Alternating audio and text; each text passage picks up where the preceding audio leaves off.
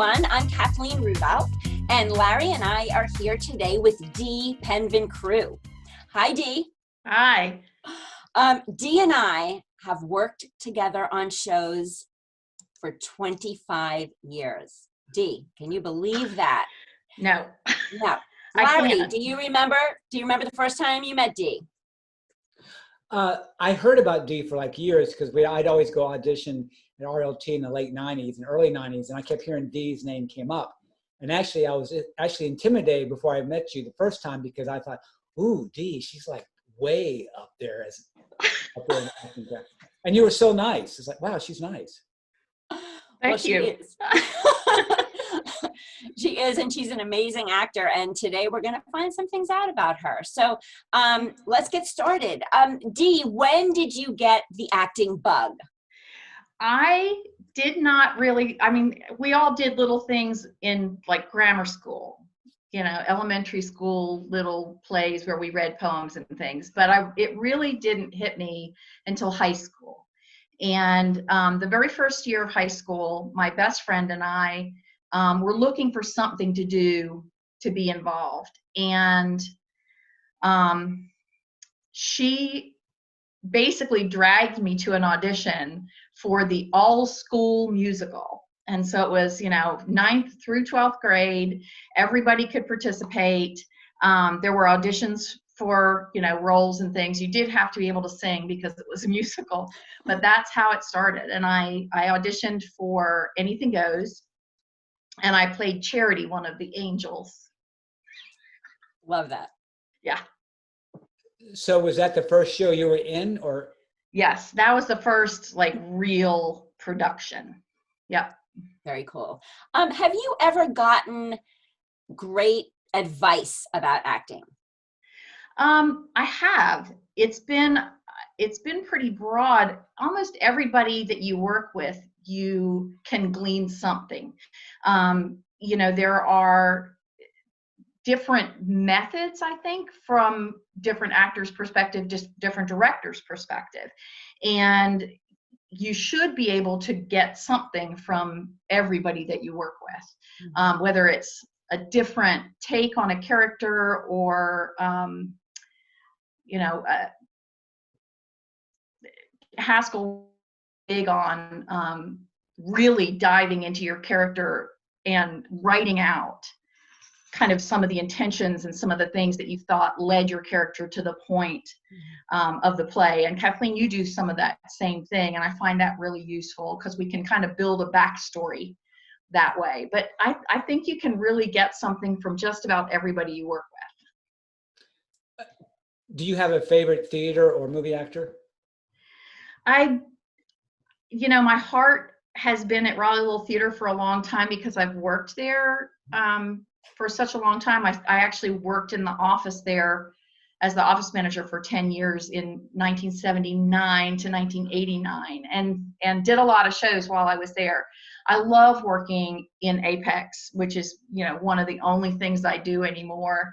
I love the group of people that are involved there and the chance to do some great work. I don't have a favorite actor or actress.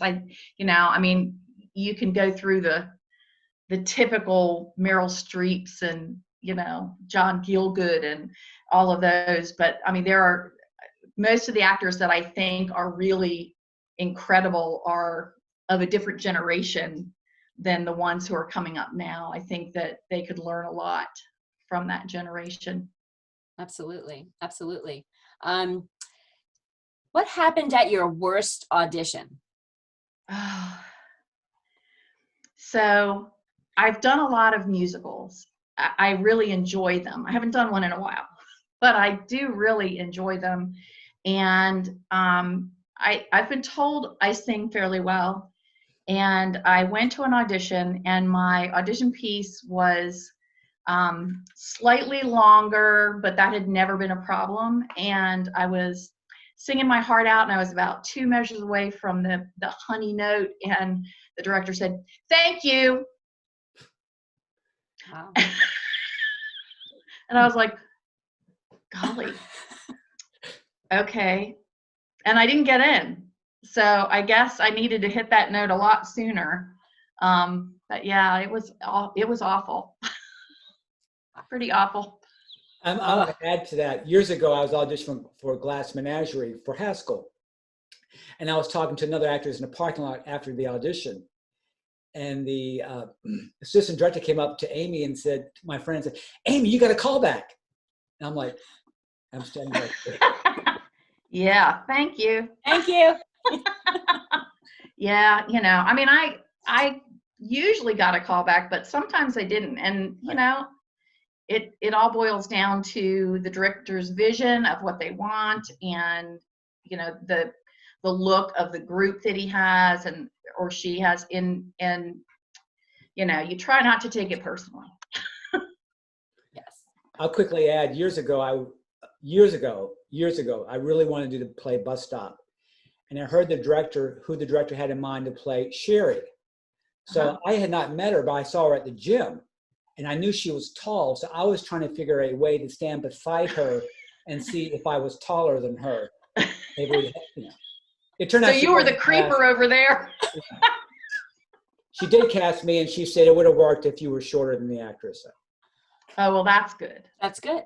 That's good. It's a happy ending. Yes. What is one of your favorite plays or shows, and why?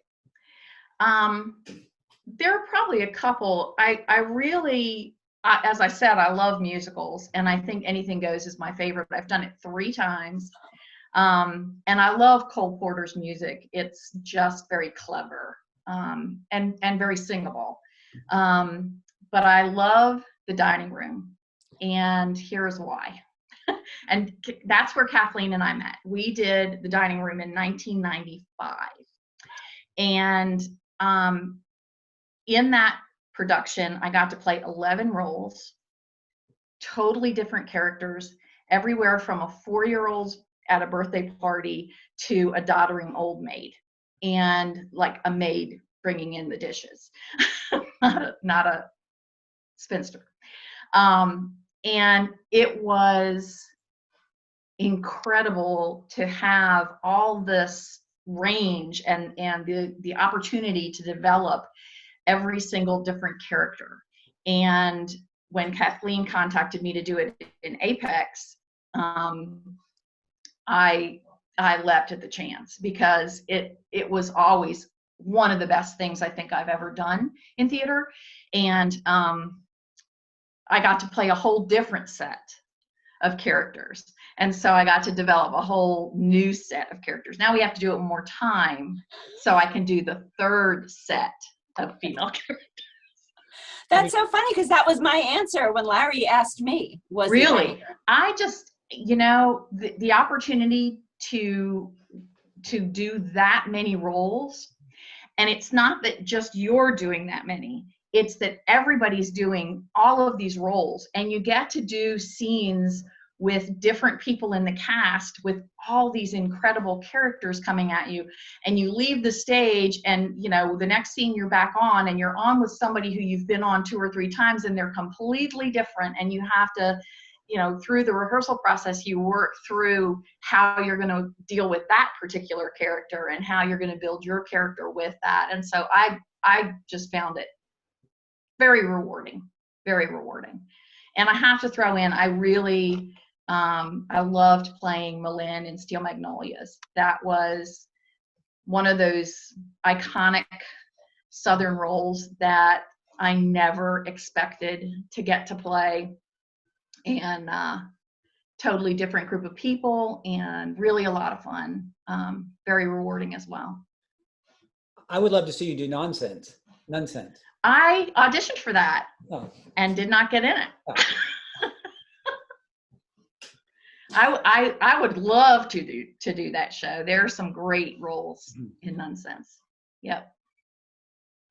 Definitely. What type of actor do you think is the best type to be on stage with? I'm not sure what you mean by type, but what I like is someone who is willing to truly immerse in the scene and the character. So when I'm doing a scene with somebody, and I'm looking right at them and their eyes are off here somewhere, I don't like that. I feel like they're not quite there with me, and I'm not sure why. I mean, there are a lot of people who do that, who just can't make the eye contact and say, okay, I'm here. I like somebody who really has that ability and is willing to connect. Great. I actually, personal experience is I need to make eye contact because then I relax a little bit more. Yeah. And sometimes in early rehearsals, I'm very awkward because I'm not comfortable yet. So I had trouble making eye contact. And actually, when we did dining room, you and I had the scene, and it took me a while to relax, and I kept thinking, Yeah. oh, I'm not doing this right. But Yeah. it came together. I just think that it's I think it's helpful. I think it helps the characters connect, and I think it helps the people playing those characters to connect and build a relationship as well. We all have best moments on stage. Do you remember one, or do you know what makes a moment amazing on stage? I mean, I've had a few, but the one that really comes to mind was from Steel Magnolias, and I did it. I think it's been 5 years since I did that show, and Malin has a couple really intense monologues, and during the first one, the director's guidance was, I don't want you to move. I want you to sit in the beauty parlor chair and just look in the distance and deliver the monologue. And my goal every night was to make someone sob out loud, which I accomplished most nights. If it was a man who I made sob out loud, yeah, I mean, it was the most amazing feeling to be able to just sit there and just through vocal inflection and tears running down my face to evoke that kind of emotion out of someone who's just sitting watching you do a play on a stage. Right. Really incredible. That's great. Yeah. Wow. I would be crying no matter what. Yeah. I cry at every, it's one of my skills. I can really almost always on cue make myself cry. That's great to know. Yeah. Keep that in mind. I will. What is one of the funniest things that ever happened to you on stage? Oh, so this goes way back. One of the first really big roles I did here in Raleigh was at Theater in the Park. They did Chicago, and I played Roxy Hart. Oh. And there's a scene where Roxy is talking, and there's like these men dressed in diapers singing. And at the end of that song, the opposing attorney who's going to try to convict me of murdering my husband comes out in a suit and, does this whole scene. Well, he just did not show up. And we were just, I'm sitting there in a teddy. These men are all in literally diapers, and we don't know what to do. And so the director, who was Ira David Wood, comes bounding on stage in his street clothes and kind of flubs his way through the scene, because we have to get through the scene. And at the end of it, it was just like, that was the funniest thing that I've ever seen. And thank God he came out and did it, because I don't know where we would have gone with it. But yeah, it was pretty bizarre. Another was when I was in Greece, which was at Raleigh Little Theater, first big production I did there. And the prop crew got very creative as the show went on with some of the props that we had. And I played Marty Maraschino, who was kind of the slut and had lots of boyfriends. And I had this scene where I had to take a wallet and those old slots that you put pictures in, and they kind of accordion out, and it's all filled with these hunky, actor type people, until last night when they had replaced all the pictures with the director Newell Terrence picture. I don't know if either of you ever got a chance to work with Newell Terrence, but he was not like a looker that you would have gone, look. Wow. So it was pretty hard to That keep is it together. Yeah. Wow. If you could go back in time and talk to your younger self when you first started acting, what advice would you have told yourself? I think I would have said, go for things that you don't necessarily fit. Because as you age, I'm in my early 60s now, and there are roles that I will never have the opportunity to play. And I wish that I had looked a little harder for those, had worked a little more on branching out. And, I kind of found a theater home for a while, and I focused on that solely. And I see people now doing shows everywhere, and driving a distance to do a show they really want to do. And while I was younger, I should have taken that opportunity to do some more things like that, because my resume would be a lot longer.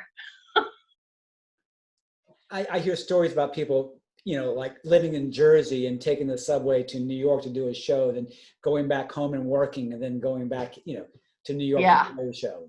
Yeah. When I was in high school, the second time I did Anything Goes, when I was in high school, a theater company about an hour away from my hometown, which was a tiny little town in South Jersey, was doing Anything Goes. And I'm certain that my best friend Beth heard about it, because I wouldn't have searched it out, but she heard about it. And so we went with a group of 3 of us, and we went, 4 of us, and we went and auditioned. And all of us got in, and it meant we were juniors in high school. And so it meant an hour drive there to rehearsal, and then an hour drive home afterward. And it was great. It was a lot of fun. It was a group called the Script Teasers. Oh, that's great. Yeah. Well, we're all locked down, so eventually, we're going to be able to leave the houses. What's the first thing you want to do when we get back to a normal life? I want to hold my grandchildren and hug my kids. It has been, it's been a tough lockdown. There's been a lot of theater that I've missed going to see because it's been canceled or postponed.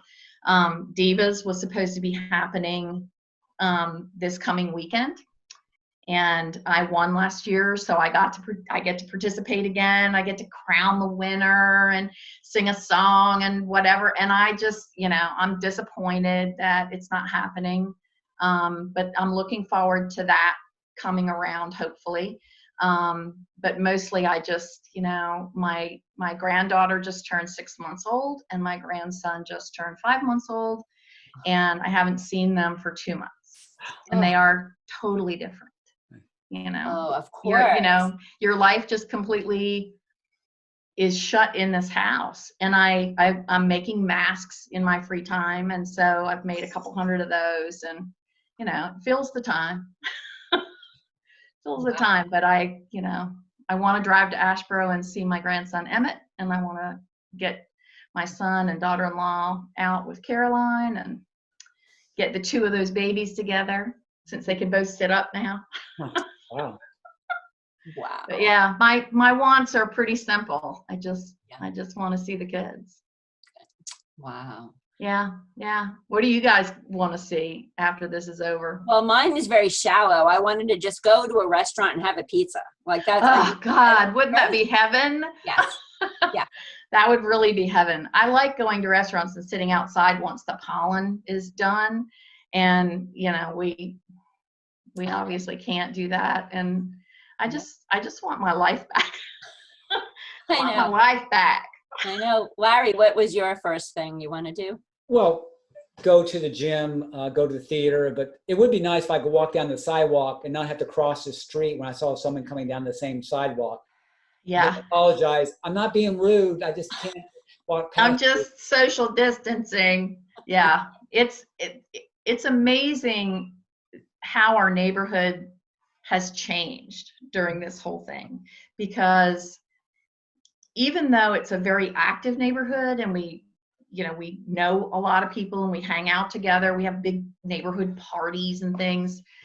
A lot of times people go home after work and they go in their house and they close the door, and they might sit on their porch, but they pretty much stay at the house unless there's something going on. And it's amazing, the people out walking with their kids and riding their bikes, and just people on their feet going through the hood all day. And I love it. I hope it continues, because it's something I think we've lost, is just to have everybody out in the neighborhood walking around and talking to one another. Absolutely. From a distance. For a distance. Well, this has been great fun. Thank you so much for coming today and joining us. And yes, I look forward to seeing you both in person, hopefully sooner. I really enjoyed it, and it's so good to see you both.